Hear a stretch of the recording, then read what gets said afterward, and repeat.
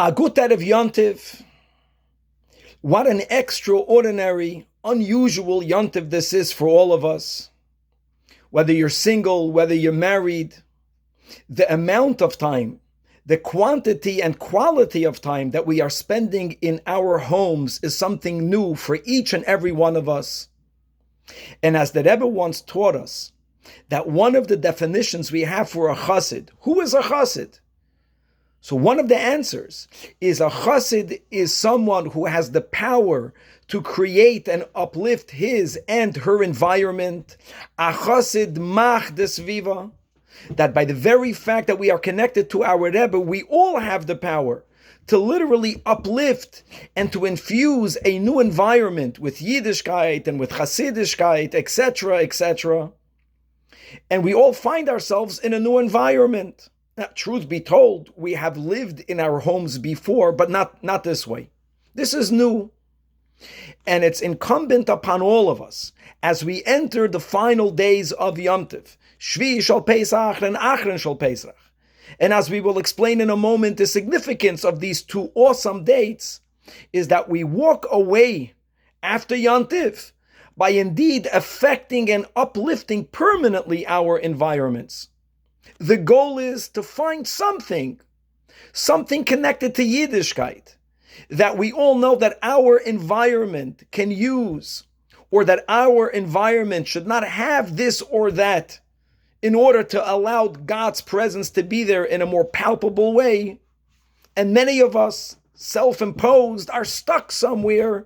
This is our opportunity and our responsibility and our celebration to finally break through and to have an environment that forever we will be able to say that because of this unusual Pesach Tavshin Pei, there is a permanent change for the better. And this is something that we all have the power and the responsibility to accomplish over the next 48 hours. Now, Shvi shel Pesach is, as Hasidim call, is the Yom Tov, is the Rosh Hashanah for Mesiras Nefesh. Because Shvi shel Pesach came about by Nachshon ben Aminadav simply doing what Moshe Rabbeinu told needs to get done, even though it made absolutely no sense to march into the sea. But Nachshon ben Aminadav did what he was told to do. And miracle upon miracles, and the greatest miracle indeed happened. And many attribute the miracle in the merit of Nachshon, that when someone goes on Mesiras Nefesh, when we do what we need to do, even though it makes no sense, even though we think we cannot accomplish it, God then does what God can do, and mamish miracles happen. Achron shel Pesach is the Yom Tov in which we Pashut celebrate the coming of Mashiach. Keminag HaBaal Shem Tov, that we conclude this holy day by having a Su'udah, and it's called Su'udah of Mashiach. We wash, we have the 4 cups of wine. Our minig is to sing the Nigunim of the Baal Shem Tov and of the Magid and of all of the Rabbeim, of the Rebbe's father, the Alter Rebbe's Daled Bavis, etc., etc. And Achron shel Pesach is the day that there's a minig Yisrael that we say Yizkor. And being that in this last moment of real darkness, from the many that passed away, was the Rebbe's secretary, Rabbi Leibel Groner, of blessed memory, a Jew to whom all of us, all of the Hasidim, owe a tremendous debt of gratitude. How many people amongst us, myself included, who when we needed to interact with the Rebbe, it went through Rabbi Groner. And his dedication and his loyalty, that he stood side by side with the Rebbe, day and night for over 40 years, Azayid physically was taken from us. And I think it's incumbent upon all of us, when we think about the Yizkor, to remember such a great Yid and to learn from that which he all shared with us. And I would like to share 2 stories that Rabbi Leibel Groner shared with all of us in public. Both of these stories are connected to the holiday both of Shvi shel Pesach and of Achron shel Pesach, beginning with the following. In the earlier years, the Rebbe verbringt over Shabbos, and the Rebbe asked for something to get done. It was a large undertaking, and Motzei Shabbos, all of the Askanim in the Chabad world, Askanim meaning the communal activists, got together, they made a meeting, and they simply were so confounded about how to go about it that after meeting for many hours, They did not even know how to begin implementing that which the Rebbe asked. They told Rabbi Groner that if the Rebbe is going to ask you Sunday morning by davening what came from the meeting, don't tell him anything because we don't even know how to begin. Okay, Sunday morning, as Rabbi Groner walked into the Rebbe's room before davening, the Rebbe looks at Rabbi Groner and he asks Rabbi Groner, is there anything that came about from the meeting that happened last night concerning that which we spoke about on Shabbos? And Rabbi Groner was silent. He didn't respond, as they requested him not to respond. So the Rebbe tells Rabbi Groner, I should fire you mimanavshach. Mimanavshach means either or, whichever is the case, you should be fired. If you know what happened last night and you're not sharing the information, for that you should be fired. If you don't even know about what happened last night, how can it be that you did not inquire about what happened at the meeting? So Rabbi Groner had no option. He told the Rebbe that he knows what happened at the meeting, and the Askanim told him not to say anything to the Rebbe because they don't even know how to begin to implement that which the Rebbe asked that needs to get done.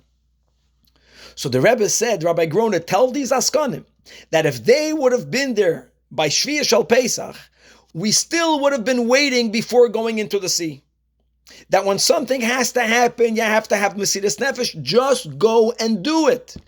And only after we go and do our part, even though we think it's beyond what we could, then God comes in and He partners with us. God does the other 99%, and mamish miracles happen.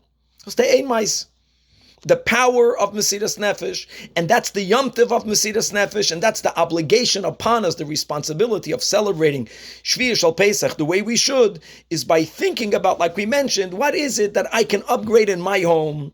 What is it that I can upgrade in my family, both in Asay Toiv and in Surmira, and to do it, just do it. And I want to share another story.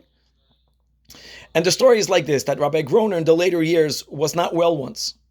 And he asked the Rebbe, what should he do? The Rebbe says, go to a doctor.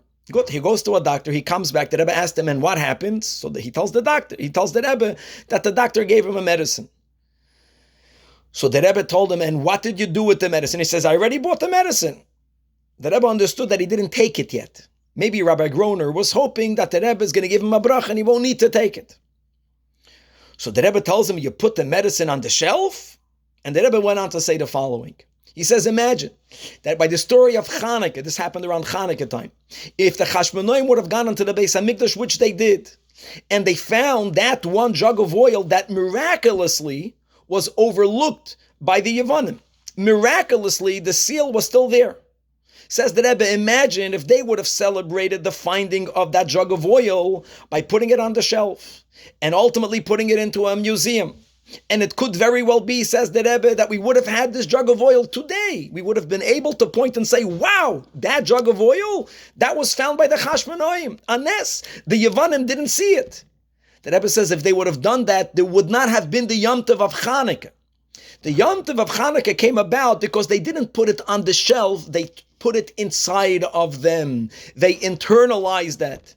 And this is really the message of it all, that we should use the next 48 hours. We should make an effort to internalize the message of Mesiras Nefesh. We should internalize the concept that yes, Moshiach is about to enter your home, my home. What is it that I can add?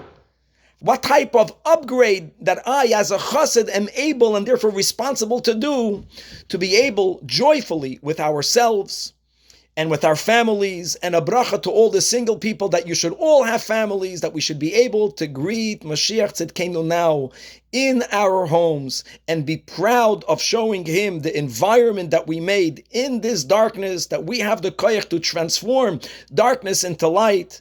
And Hashem should bless all of us, that even before we begin the Yontif, by simply making a good resolution of adding something, of upgrading, of adding more light in our Mikdash Ma'at, that we should merit to see the great light in the Beis HaMikdash HaShlishi.